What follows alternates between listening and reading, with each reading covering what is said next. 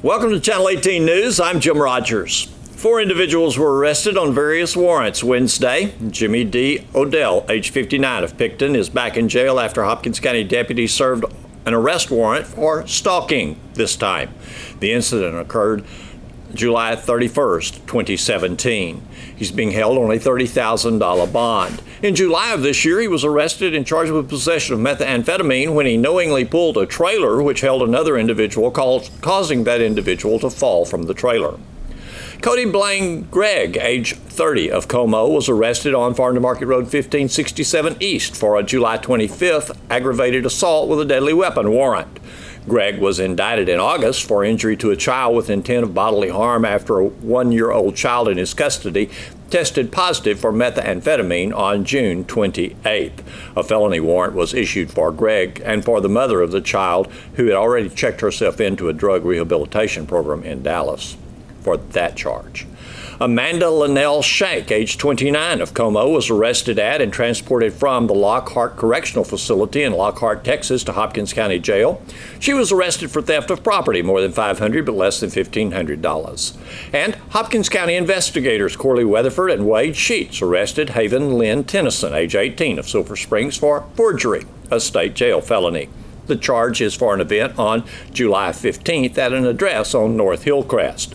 Silver Springs police transported Tennyson to the Hopkins County Jail at the request of the investigators. Justin Pendergrass, age 33, of Sumner, Texas, pled guilty to possession of a controlled substance and had been sentenced to 10 years in the Texas Department of Criminal Justice if he had turned himself in on the day of sentencing. He did not. He had agreed to the terms but did not appear on that date, so he was sentenced to 15 years in prison this week in 8th Judicial District Court. 43 indictments were handed up by Hopkins County Grand Jury this week. Among the indictments, one who confessed to vandalizing the glass restroom on the west side of Celebration Plaza, a Mount Vernon woman for abandoned endangered child criminal negligence, a Saltillo man for aggravated assault with a deadly weapon, and a number of possession of controlled substance and other charges. For a complete look at the indictments, go to ksstrradio.com. Edward Moore has announced he will be a candidate for Commissioner Precinct 2 in Hopkins County. He worked for the county from 2000 to 2016 and retired after 16 years of service. He currently raises beef cattle, baling hay, and mowing lawns. He said the years he spent working for County Precinct 2 and 3 have given him an insight to the day-to-day operation of the jobs that are required to perform for building and maintaining the county roads and bridges. And again, for more information about Moore, we have a complete story which Mr. Moore wrote on ksstrradio.com. L.V. Davis. That's Larry Davis of Cumbie. He is a product of Bowles Home, and there developed a career in acting, public speaking, and in impersonating Mark Twain, America's most beloved storyteller. Larry Davis is donating his appearance as Mark Twain for a benefit for the Cumbie Winning Robotics Team and a Cumbie Student Scholarship Fund.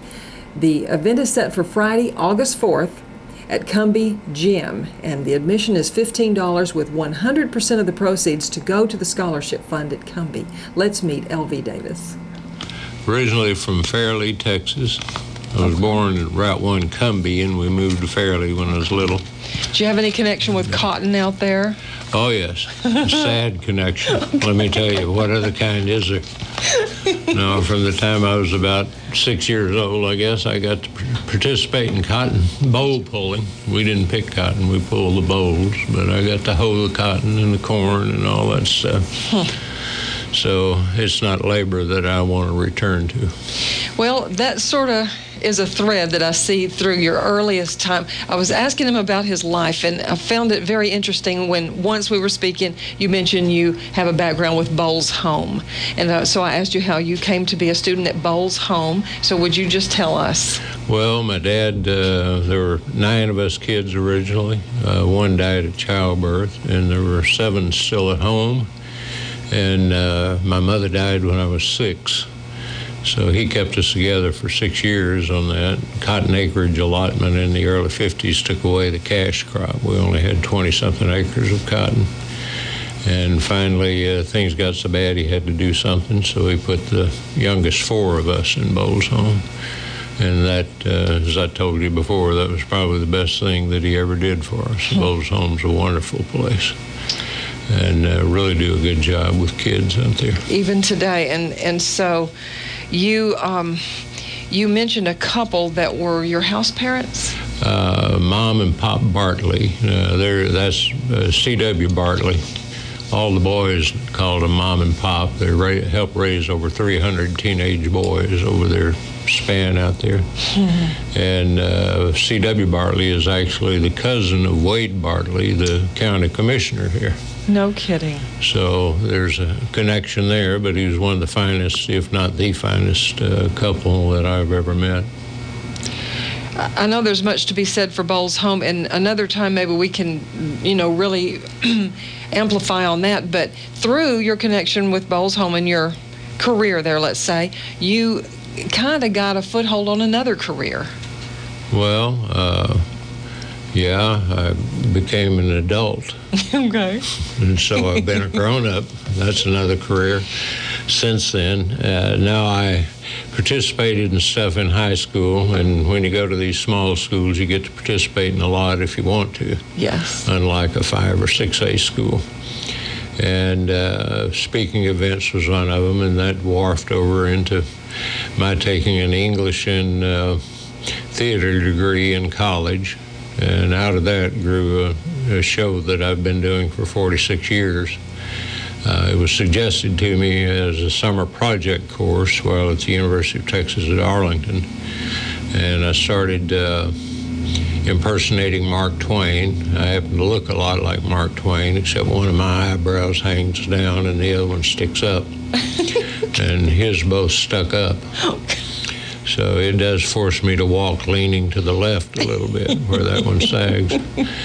But for 46 years, I've impersonated Mr. Twain and had a great time doing it. It's a lot of fun to do, and been able to do a lot of fundraisers for people and help libraries out. And then from California to Texas to Colorado, for some reason, I've never gone east with it, nor do I have any desire to. Well, we're going to talk about a fundraiser that you're doing on behalf of the Cumbie, some of the Cumbie students, very deserving students at Cumbie. But before we do, didn't you tell me that Bowles Home did like a national tour of fundraising back when you were in high school? We had a choir back then called the Bel Canto Singers, which is beautiful song in Spanish, and I believe it's Spanish. Might be something else, might be Hungarian for all I know. But we toured all summer. I got to do 4 national tours with it. And then at Christmas, we did a 2-week tour confined to Texas. And it was a fundraising arm for Bowles Home. And I got to do a lot of wonderful stuff. I got to see the World's Fair, both in Seattle and New York. Got to sing in the White House and wake John Kennedy up in 1962. Got to sing in the bottom of Carlsbad Caverns with all the lights turned off. And got to spend almost a week every summer in Yosemite National Park. Just stuff like that. But we made all the states but 6 or 7 states during that 4 years. What a high school career that was, and through Bowles Home. And, of course, your aptitude for speaking and I guess singing. Do you sing? I sing in the shower when I'm in the shower by myself. Well, all right then. Let's go to Mark Twain. You have grown to look like him, truly. Well, I do. I've had people come up to me in restaurants and stop me on the sidewalks and say, "Do you know who you look like?" And I always say, "Yeah, Tom Selleck." Yeah. But I do look like Mark Twain. And I don't have to use any makeup. The resemblance is good enough. Didn't you say that back when you were younger and were very black-headed, you had to wear a white wig? Well, I used some kind of liquid shoe polish that the women use first, and they quit making that. I suppose it caused brain cancer or something, and I've been spraying it on my head a long time, so I didn't know how to make my hair black, so I bought a wig. And I looked like Carol Channing with a mustache is what I looked like. It was ridiculous, so I didn't use that but once or twice, and found another way to whiten my own hair. But yeah, that was one of the things I overcame early. I started doing it when I was 26 years old.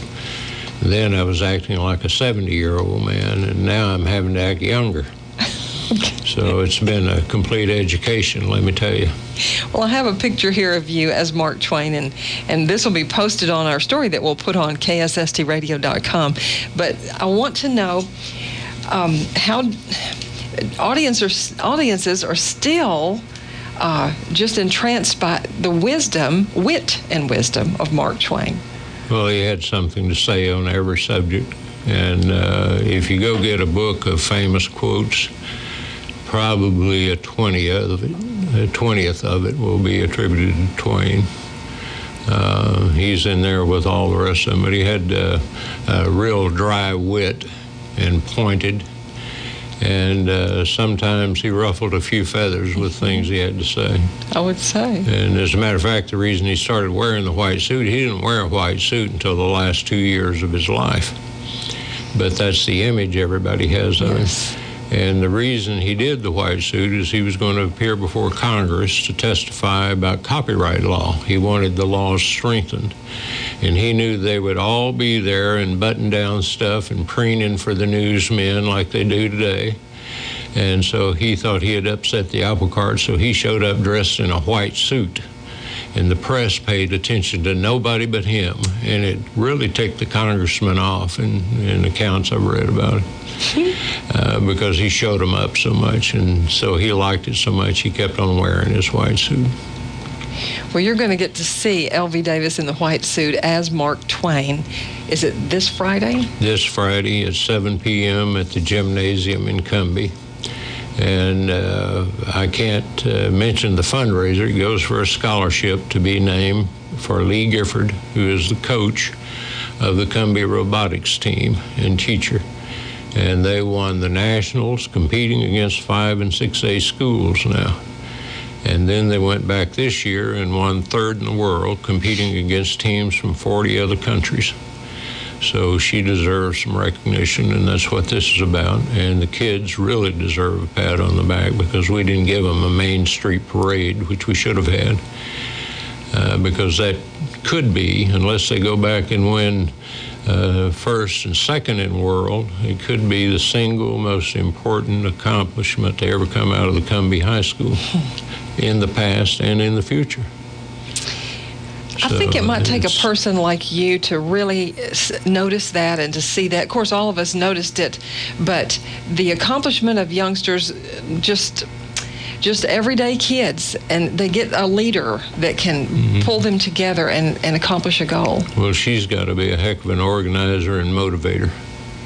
You know, has to be, because you just don't do something like that unless you've really got your hand on the pulse and know what moves the kids to do something. Well, they have education as teachers very strongly in their family. I think her sister is at the Saltillo ISD and doing great things there too.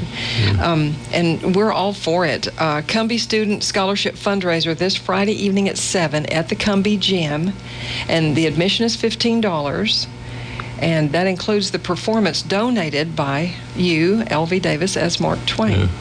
I do want to point out that 100% of the proceeds go to the scholarship funds. So many times you get into fundraisers and somebody's got to be paid, or there's a middleman getting his cut. All of this goes into the scholarship fund, every cent. Something that I think I heard you say, that these Cumbie kids that we're discussing are very bright kids.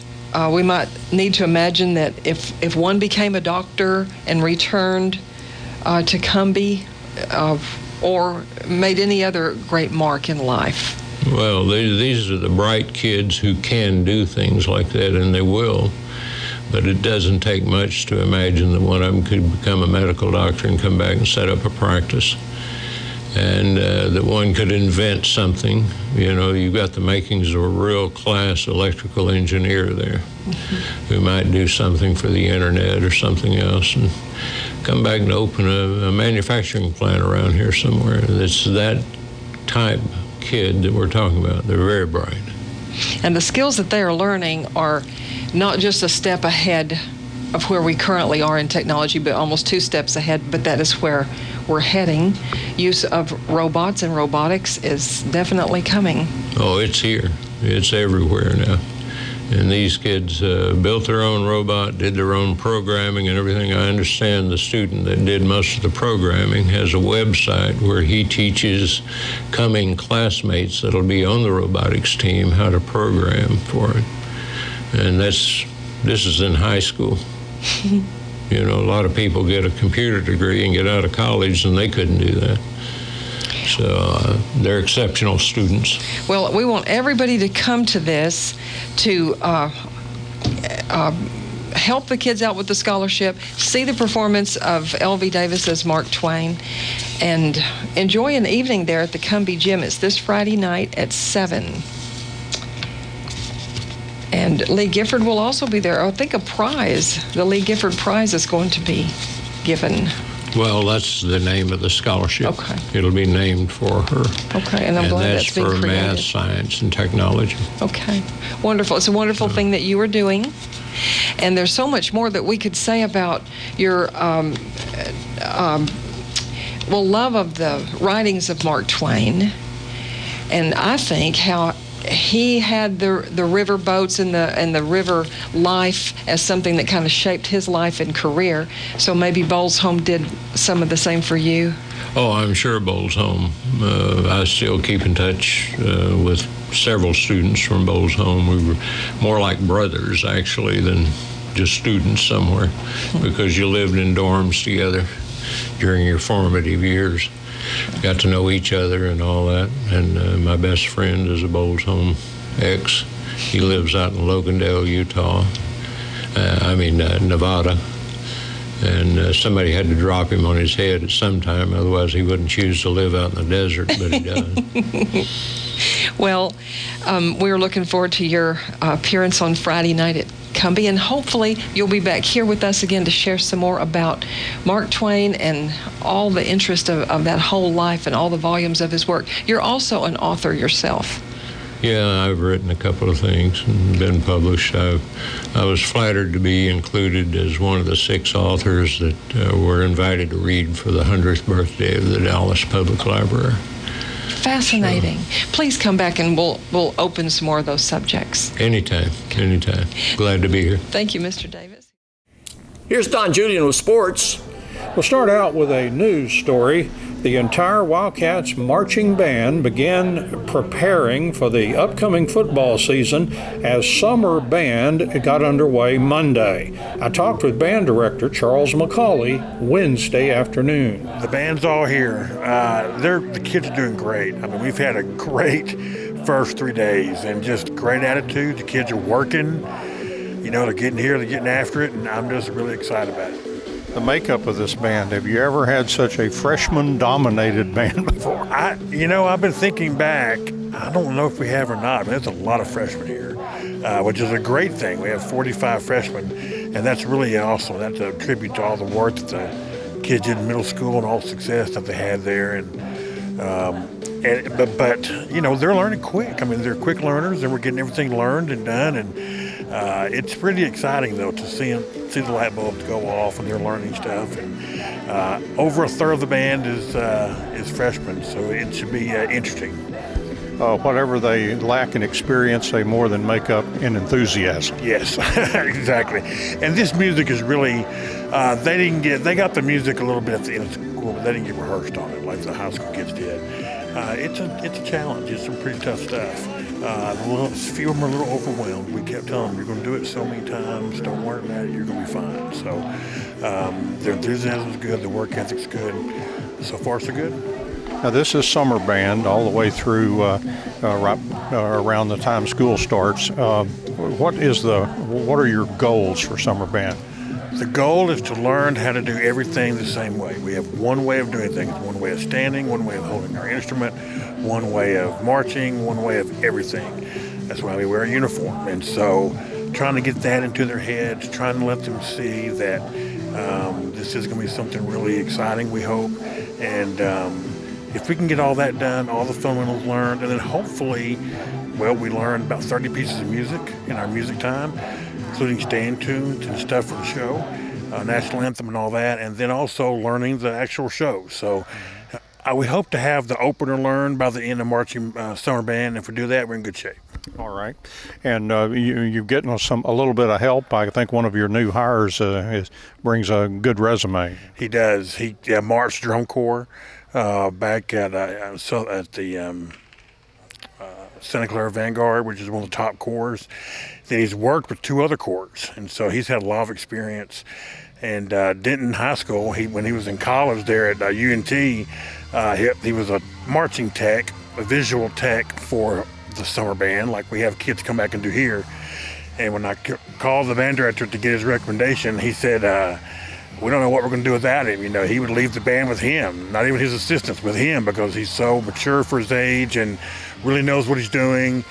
Is planned and prepared and ready to go. So I think we're already seeing, some really good upside of having him here. The kids really like him and respect him already, and he's just really been a really good addition to the staff, as has Miss Bilecki, who's the head middle school director, and she's, of course, working with the kids too. So I'm very excited about them both. Well, we see maybe a little bit of the drum corps mixed in, or you may have always done that. We have always done drum corps. He's just giving us a little bit of a different tweak on things. It's the same stuff we've been doing, but a little different. Not everything, but some things. And the kids are catching on. They've bought into the system, and they've bought into what he's doing, and I couldn't be happier. I'm learning. I'm learning how to do things, new things, and so it's been good. I'm really seeing the end product of it. I would imagine the third day of band practice, fundamentals are really being stressed, right? They are. Over and over and over again, that's what they're doing now, is fundamentals. Over and over again, trying to get, because once we put that drill and that music in their hands, it's Katie bar the door. We got a whole nother Pandora's box we've opened up. And so trying to get them to get used to playing and doing all the marching fundamentals so that they don't have to think about it. I kind of equate it to, if you're going to be doing learning how to read a book, you have to learn the alphabet first. And so that's what we're doing now. Wildcats football season tickets for this season have been sold out as of early Thursday morning, making it the earliest sellout ever and only the 3rd sellout in history. Season Ticket Week coordinator Lynette King said the last of the 1,379 season tickets was purchased at 8:45 a.m. Thursday. Season tickets also sold out in 2009 after the 2008 state championship and in 2010. The first person in line Thursday morning arrived outside the high school at 2:30 a.m. Doors did not open until 8:15 a.m. Ms. King said only 29 season tickets remain for sale on Thursday morning. There were a few together in 2s and one with 3 together, but Ms. King said most of the seats left were single seats. She said all this week it was apparent that everyone was excited about the new Prim Stadium, the new season, and those chairback seats available to season ticket holders. The season ticket team will be at the SSHS Media Center again Friday from 8:15 a.m. until noon. Ms. King said that they are putting people's names on a list if they're interested in season tickets. She said they will be called if some tickets are returned for some reason. The Edge Conditioning Program, which ran for a total of 6 weeks, ended for the summer Thursday morning. Wildcats football coach Greg Owens was busy poring over attendance figures for the Edge on Thursday morning. He said again the Edge was good and the kids did great. Coach Owens admitted it was a weird and longer than usual summer that made it necessary to put a 2-week hiatus into the schedule between week 4 and week 5. He said that he didn't like the break in the Edge. Coach Owens said the UIL is considering changing their summer rules to provide some flexibility on the matter. He said his preference would be to spread out the Edge by making each week only Tuesday through Thursday. And Coach Owens said that would give athletes longer weekends during the Edge. He said the real proof of the pudding for the Edge would be if athletes show up in good shape for the first day of football practice on August 14th. Coach Owens said it would be up to the players now to try and stay in shape on their own with almost 2 weeks to go before the beginning of football practice. He said some athletes became faster and stronger due to their hard work at the Edge this summer. Thanks for watching Channel 18. Have a great evening.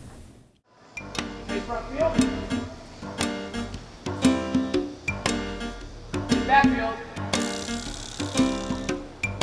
Backside one. Very good. Okay. Here's your context.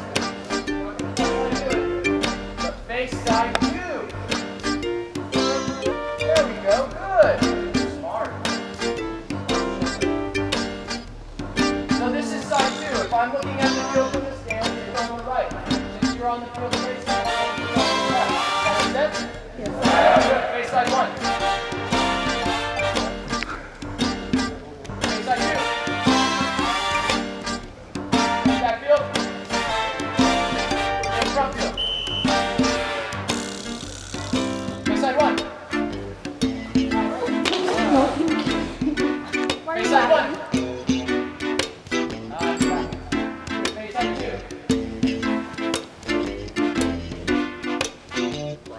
And front field. Take it out. Good. Does that make sense? Alright, cool. So if I take it out, alright, cool. Take it out.